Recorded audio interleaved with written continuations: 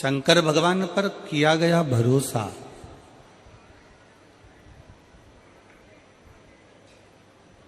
कहां कहां साथ दे सकता है, किस किस जगह पर साथ दे सकता है। शिव महापुराण की कथा कहती है, जिस दिन आपके जीवन में ऐसा लगे कि मेरी दुख की घड़ी है, मेरी परिश्रम बहुत ज्यादा चिंता का विषय है, बहुत टेंशन का विषय है, तब आपने जो एक लोटा जल देवादिदेव महादेव को समर्पित किया, तब आपने भगवान शंकर को एक लोटा जल समर्पित किया। शिव महापुराण की कथा कहती है, वही जल आपके विश्वास को दृढ़ बना देता है, आपके भरोसे को प्रबल बना देता है। और आप सबसे निवेदन है, इस शिव महापुराण कथा के माध्यम से, रायपुर की इस पवित्र धरा के माध्यम से, थोड़ा सा भी काम बिगड़ता है ना, तो किसी मंत्री के पास जाते हो। किसके पास जाते? जम के बोलो जरा, मंत्री के पास। थोड़ा सा भी काम बिगड़ता है तो मंत्री के पास जाते हो। मंत्री दूसरे मंत्री के पास भेजता है, दूसरा मंत्री तीसरे मंत्री के पास भेजता है। हमारा निवेदन है, छोटे मोटे काम के लिए मंत्री को पकड़ते हो। शिव महापुराण की कथा कहती है, अगर जिंदगी में तकलीफ आए, दुख आए और काम बिगड़े, तो श्री शिवाय नमस्तुभ्यम मंत्र को पकड़ो, मंत्र को पकड़ो। हो सकता है कि मंत्री तुम्हारा काम ना करे, पर शिव महापुराण की कथा कहती है कि मंत्र में वो शक्ति होती है कि तुम्हारा कार्य सफल जरूर होता है। मंत्र को पकड़ो।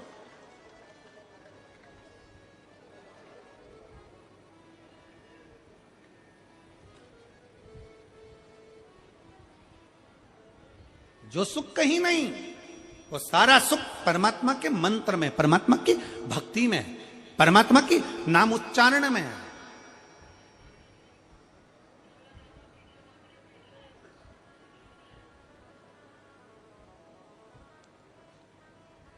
पर दुनिया के लोग समझते हैं कि हमें सुख इसी में मिलेगा, हमें सुख इसी में प्राप्त होगा।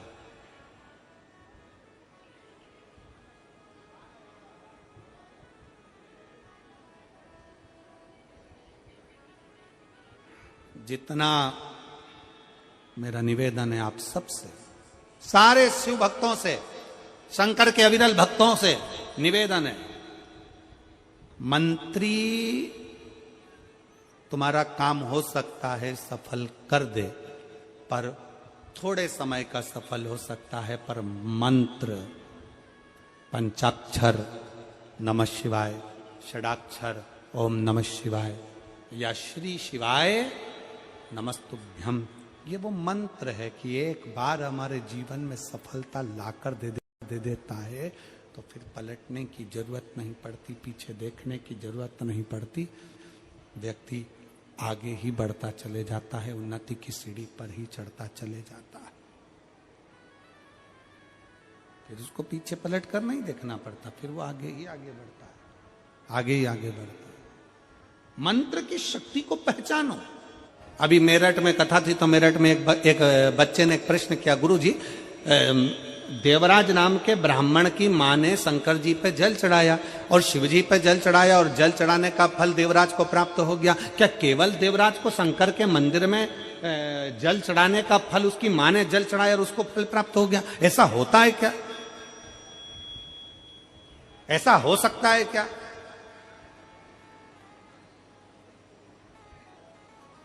आज एक बात बहुत अच्छे से अपने भीतर धारण करिएगा। एक स्त्री, जितने पूरे विश्व में लोग कथा श्रवण कर रहे हैं, देश विदेश में बैठकर, रायपुर की इस पवित्र धरा से जितने भक्त इस पवित्र प्रांगण में बैठकर कथा श्रवण कर रहे हैं, वो अपने भीतर एक उतारिएगा। पुरुष और स्त्री में एक अंतर है। पुरुष जब भगवान के मंदिर में जल चढ़ाता है, जल अगर चढ़ा रहा है, तो वह अपने माता पिता अपने नाना नानी को पार लगाता, दादा दादी को पार लगाता। पर शंकर के मंदिर में अगर कोई स्त्री, कोई नारी, कोई लड़की, कोई कन्या, कोई बेटी, कोई मां, कोई वृद्ध भी अगर शंकर के मंदिर में एक लोटा जल चढ़ा रही है तो वो अपना मायका और अपना ससुराल दोनों की 71 पीढ़ी को पार उतार देती है। और कितना सुंदर कहा माता पार्वती जी ने भगवान शंकर से अमरनाथ की गुफा में प्रश्न करते हुए कहा कि पुरुष भगवान की सेवा में लगे, भजन में लगे, मंत्र उच्चारण में लगे तो उसका फल पुरुष को प्राप्त होता है, पर अगर स्त्री, नारी अगर भगवान शंकर की आराधना में लगती है, शिव की भक्ति में लगती है, तो हे भोलेनाथ उसका फल किस किस को मिलता है।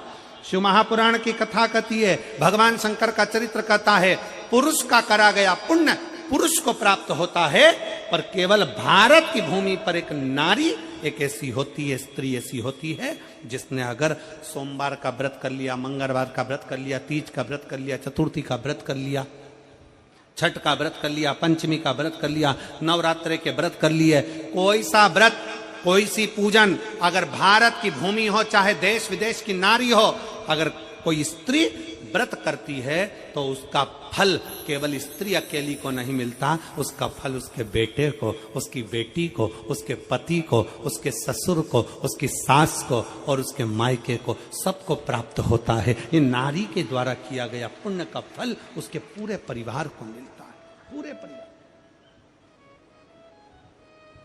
शायद आप लोगों को मालूम है कि नहीं मालूम, हमें ध्यान में नहीं है, करवा चौथ का व्रत किसके लिए होता है? जम के बोलो जरा, इधर होता है कि नहीं होता छत्तीसगढ़ में? अरे जम के तो बोलो, होता है। किसके लिए करते हो? पति की लंबी उम्र के लिए, ठीक है। और ये पूरी दुनिया जानती है कि करवा चौथ का व्रत पति की लंबी उम्र के लिए होता है। पर कभी मौका मिल जाए तो एक बार गणेश पुराण को पढ़िएगा, और गणेश पुराण में और देवी भागवत में दोनों में स्पष्ट वर्णन आता है कि अगर स्त्री चतुर्थी का व्रत करती है, चाहे वो करवा चौथ हो, चाहे बड़ी चतुर्थी हो, छोटी चतुर्थी हो, किसी भी चतुर्थी का व्रत अगर स्त्री करती है तो उसके पति का तो उम्र बढ़ता ही है, साथ में उसके पुत्र का वैभव भी बढ़ता है, उसके पुत्र का वैभव भी बढ़ता है, उसकी संतान का सुख भी बढ़ता है। तो कोई ये विचार ना करे कि करवा चौथ का व्रत केवल पति के लिए होता है। शिव महापुराण की कथा कहती है कि करवा चौथ का व्रत अगर स्त्री करती है तो पति की तो उम्र बढ़ती है, साथ में उसके बच्चों का वैभव भी बढ़ता है। कोई व्रत अगर स्त्री करती है, नवरात्रे का व्रत कर रही है, नवरात्रे में उपास रख रही है, उसका फल सबको मिलता है, उसके पूरे घर को प्राप्त हो, पूर्ण घर।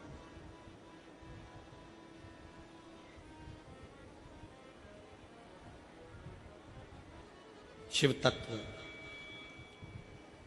शंकर की अविरल भक्ति, शिव की उपासना। मंत्री से ज्यादा मंत्र पर भरोसा रखो, मंत्री से ज्यादा मंत्र पर भरोसा रखो, और संसार से ज्यादा मेरे महाकाल पर भरोसा रखो। मेरे महाकाल वो है अकाल मृत्यु, वो मरे जो काम करे चंडाल का, काल उसका क्या बिगाड़े जो भक्त हो महाकाल। भगवान पर भरोसा, अपने कर्म, अपनी मेहनत, अपनी लगन। ये शिव महापुराण की कथा कहती है, जब आप लोग कथा के पंडाल से जाते हो ना, तो यहाँ पे मस्तक नवा कर प्रणाम कर कर थोड़ी सी रज को इतने शिव भक्तों की ना जाने कौन सी भक्ति इनके अंदर है, ना जाने इतने शिव भक्तों में कौन शंकर को अपने दिल में कैसे बिठाया हुआ है। इतने शिव भक्त आते हैं, इनकी रज को अपने मस्तक पर जरूर लगाओ, तो हो सकता है ये मस्तक का कर्ज भी उतर जाए और फर्ज भी समाप्त हो जाए, फर्ज भी पूर्ण।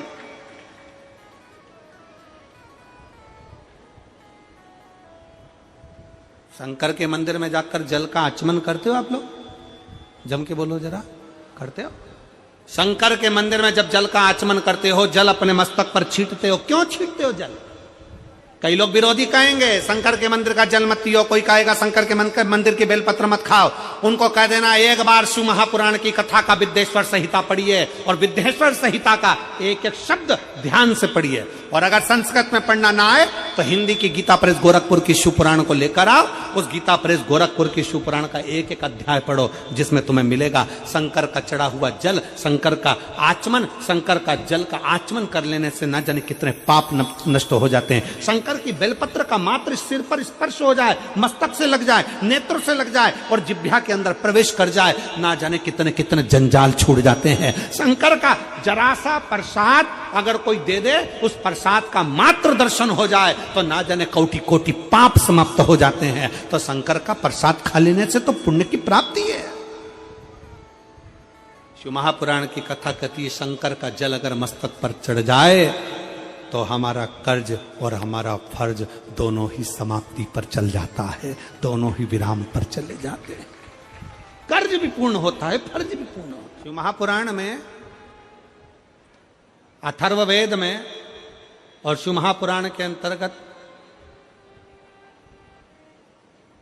कुछ पौधों का वर्णन आता है।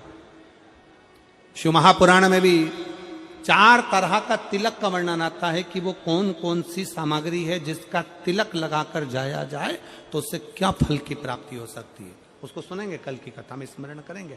अगर याद रहा और स्मरण में आ गया तो उसको बांचेंगे, उसका स्मरण करेंगे। 4 तरह का तिलक हमें कौन कौन सा फल प्रदान कर सकता, मात्र तिलक। और तिलक क्यों? क्योंकि अभी आपको कथा में कहा कि कर्ज और फर्ज मस्तक पर होता है, इसलिए आशीर्वाद कहां दिया जाता है? बोलो, आशीर्वाद कहां देते हैं? हाथ को, पांव को नहीं, पीठ को नहीं, आशीर्वाद मस्तक पर दिया जाता है। तिलक कहां लगाया जाता है? जम के बोलो, मस्तक। इस मस्तक पर बड़ी महत्वता इसके, इसकी बोल्डता बड़ी प्रबल है। इसको साधना और इसको ले जाना शिव के दरवाजे पर, शंकर की चौखट पर प्रणाम करा देना, ये बड़ा बड़ा विचित्र है।